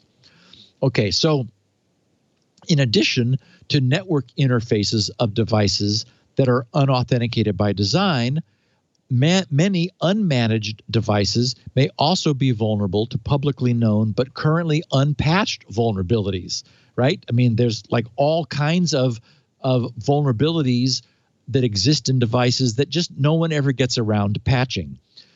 These could be exploited by an attacker who is able to bypass the NAT firewall to initiate traffic that can trigger known weaknesses on devices behind the NAT. So to gain some sense for this, in a recent study, Armis's researchers found that 97% of industrial controllers, which were vulnerable to Urgent 11, which is something we talked about at the time, were left unpatched more than a year after the critical vulnerabilities were first published. So there were initially 100% of industrial controllers that were vulnerable to this. The Urgent 11 to remind our listeners, was a set of 11 zero-day vulnerabilities which were discovered in the VxWorks embedded operating system, the most embedded OS today. And of those 100%, 97 are still vulnerable a year later. They didn't get fixed. Embedded OSs are not going to get updated. So those things are sitting there with well-known vulnerabilities. The only thing protecting them is that bad guys out on the internet can't access the embedded OS. This thing provides them a means to do so. 80% of Cisco devices, which were vulnerable to the CD pwn vulnerability, still are nearly a year after those critical vulnerabilities were published. So again, you definitely don't want to allow a NAT router to be abused using this new, more powerful slipstream approach. So the original discoverer of this, Sami Kamkar, he described the summary of the attack, which he discovered, the original one. He said, NAT slipstreaming allows an attacker to remotely access any TCP UDP service, bypassing the victim's NAT firewall just by having the victim visit a website or causing their browser to run JavaScript contained within an online ad. Okay, so as we know, strict NAT traversal rules are straightforward, simple, and elegant. They amount to only accept incoming return traffic from remote IPs and ports that recently received outbound traffic. That's all there is to it, right? So traffic is seen going out of the NAT router. The NAT router makes a note of it, actually creates an entry in a mapping table such that when return traffic comes back from the same IP and port that it went to, the router knows who to send it to back on the inside of the LAN. And as I've often said years ago, this forms a sort of a beautiful firewall automatically. Unsolicited traffic just hits the NAT, and because it wasn't expected and it isn't part of a communications that was initiated from inside, it goes nowhere. But Sami's original inspiration was to observe that those simple and straightforward NAT traversal rules, or really that one simple and straightforward traversal rule, often needs to be bent in order to accommodate the needs of more complex network protocols. Works great for email and for web surfing. Not so, for example, in the case of active FTP, which is an example we used before, where the outbound control connection tells the remote FTP server what port to connect to it inbound. For that to operate transparently through NAT, because the remote FTP server is going to try to initiate what will look like an unsolicited connection to the NAT router, it requires that the NAT router be looking inside the outbound FTP traffic for to actually read out of the packet the outgoing port specification, which the remote FTP server is going to receive, and then automatically reroute the remote FTP server's new and technically unsolicited connection through to the proper expected port on the client machine of the LAN. So, in other words, it's got to get very involved in the protocol. So collectively, these are all known as ALGs, application layer gateways. Application layer because it is at the application that the packets are carrying. It's not, the network layer would be the packets themselves. The application layer is what's in the packet envelopes. So, the ALGs require the router to be aware of the content of the packets passing through it rather than just the fact of the packet. It can no longer just look at the destination IP and port.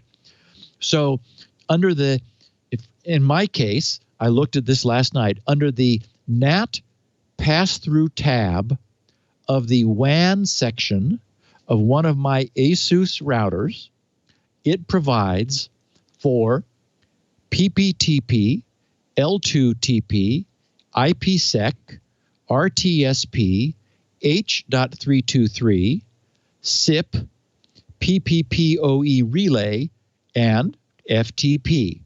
Those are the application layer gateways that this very capable router is able to provide. Conservative, as I always am, when first setting up that network, I immediately disabled all of those ALG pass-throughs, since I have no need for them, or so I thought. Consequently, I was quite puzzled when the Verizon LTE network extender, I've talked about this once before on the show, Lori and I are somewhere with a really bad cell coverage so that you just can't use Verizon at all. It's like no bars. So I got one of those little femtocell boxes, but I noticed that when I hooked it up and plugged it in, it wouldn't connect. Just could not find its network. So digging through the FAQs, I noticed that it mentioned its use of IPsec. And I thought, I know what's wrong. So I went back into the router, turned on just the IPsec NAT traversal pass-through, and it came right up on the network. So it is the case that you might find that you need some of these things, but again, conservative security best practice is absolutely, positively turn off things you don't know you need. And as it happens, as a consequence of that approach, that network that I configured was never vulnerable to version 2 of this NAT traversal attack. Okay, so what happened with the first and second generations of NAT slipstreaming? It turns out that there is an even more insidious application layer gateway present in our routers than SAMI had originally exploited. Researchers at ARMIS were intrigued by what SAMI originally found. They had done some research before, but hadn't really wrestled it to the ground. When they saw SAMI's posting, they immediately dusted off what they had done before and pushed it across the finish line. And of course, as we know, I quoted Bruce Schneier at the beginning of the show, attacks never get less powerful, they only grow more powerful. The guys at ARMIS said, building upon SAMI's ideas and combining them with some of our own led us to the discovery of the new variant. This new variant is comprised of the following newly disclosed primitives. Unlike most other application layer gateways, these ALG functions in our routers, the H.323 ALG, when supported, and it is widely, enables an attacker to create a pinhole in the NAT firewall to any internal IP rather than just the IP of the victim that clicks on the malicious link.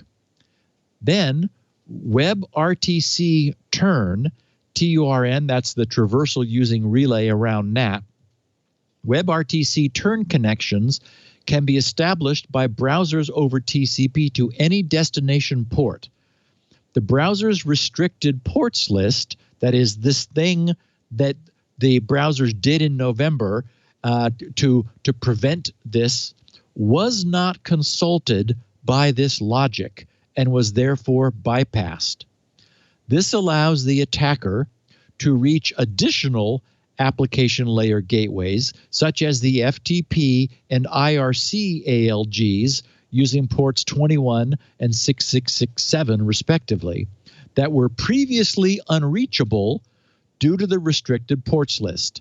The FTP ALG is widely used in NATs and firewalls. So their point was, first of all, if you have H.323, that's a powerful application layer gateway for abuse. If you don't, then the support for WebRTC turn can be abused to bypass the restricted ports list that are currently protecting our browsers from initiating this kind of traffic.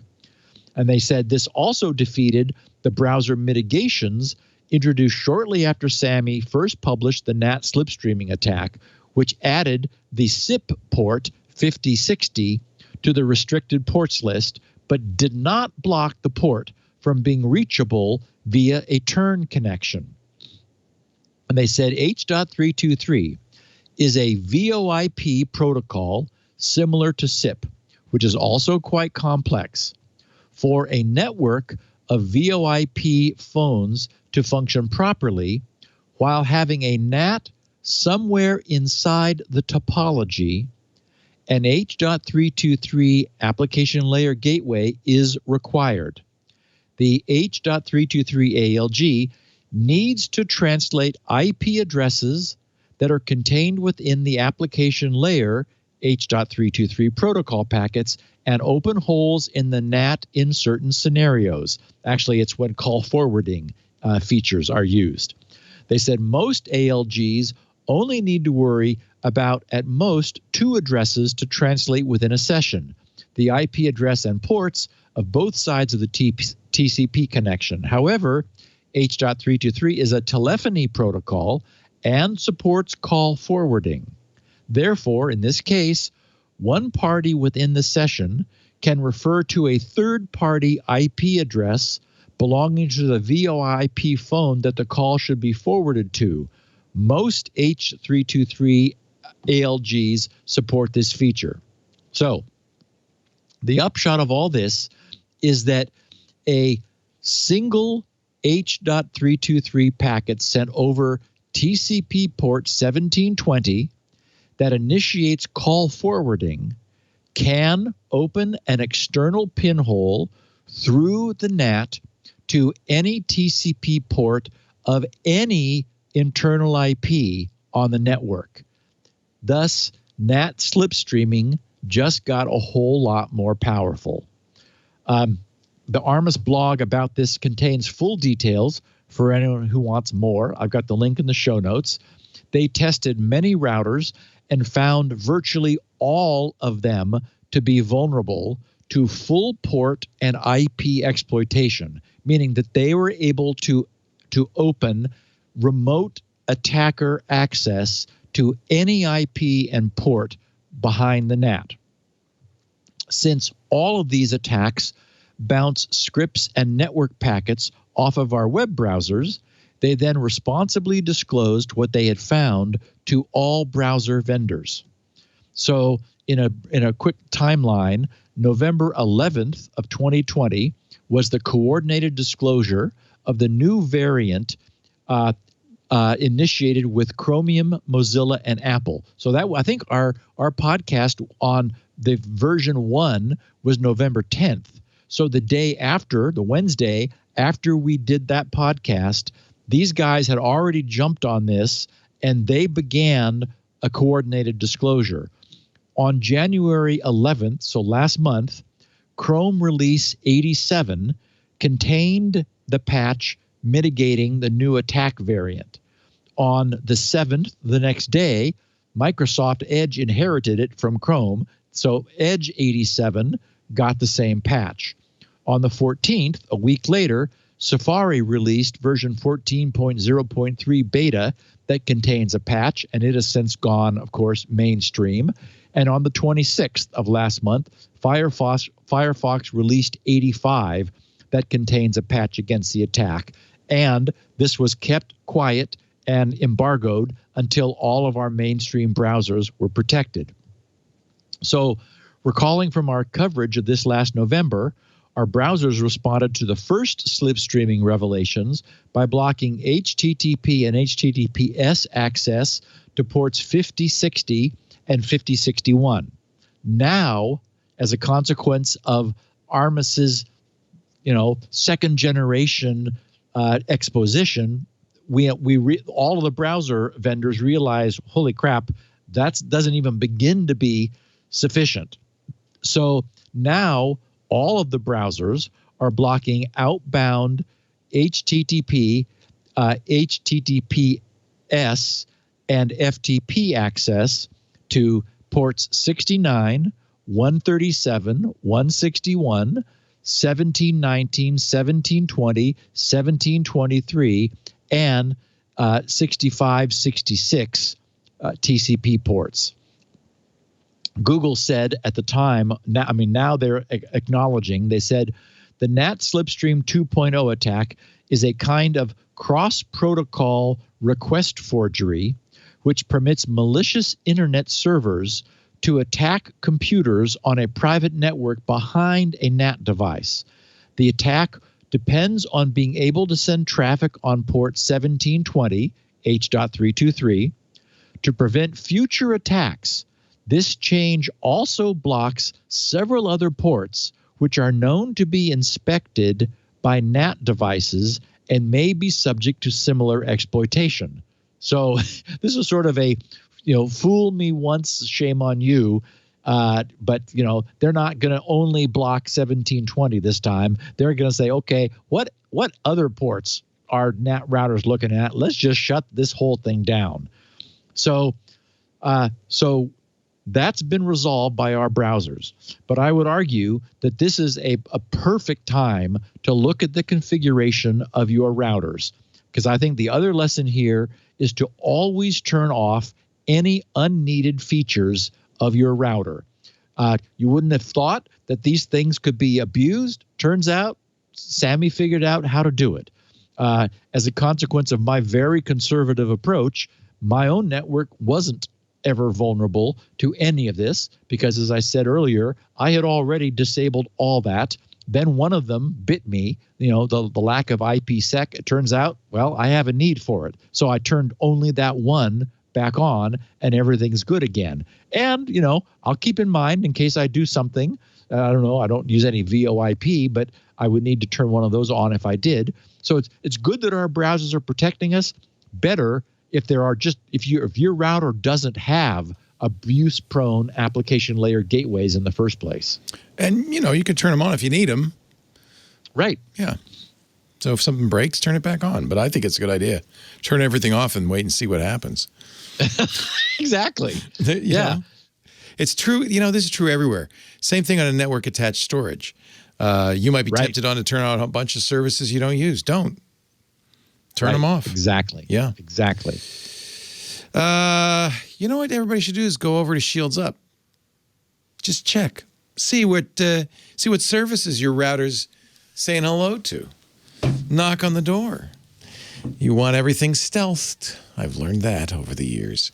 Yep. That's where you can get a copy of this show while you're there, grc.com. Steve's got 16 kilobit audio, 64 kilobit audio. It's the sole and only source for 16 kilobit audio and transcriptions, beautifully written by Elaine Ferris, so you can read along, even with the gross. And she's got the, what is that called? The Eslet something. She's got that funny, does she put the little funny B in there? Yeah. And in fact, I copied it from wherever it was that I saw his name and put it into my own show notes. So I could be official also. Yeah. I recognize it from Strasse, the German word for street. You see it in Strasse. All of that at grc.com. While you're there, pick up a copy of SpinRite. We're getting to the end of the development cycle for 6.1. I can feel it. Yes. But get 6.0. You'll get a free upgrade to 6.1, and you can participate in the final beta tests and so forth. The world's best hard drive maintenance and recovery utility, getting better all the time. Soon we'll be saying the world's best hard drive and SSD recovery utility. I guess we could say that now, frankly. It refuses to die, Leo. It just will not die. The program that will not die. You can get 64 kilobit audio and video files at our website, twit.tv/SN. You can, there's a YouTube channel. If you like, you're a YouTube kind of person, subscribe to the Security Now YouTube channel. Best thing, in my opinion, would be to get your favorite podcast client and subscribe there. And everybody's asking for reviews these days. If you leave a reviews on Apple's podcasts platform, that's always helpful for people. What is this security now? I never heard of this. Scratch, scratch, scratch. Just download it and listen.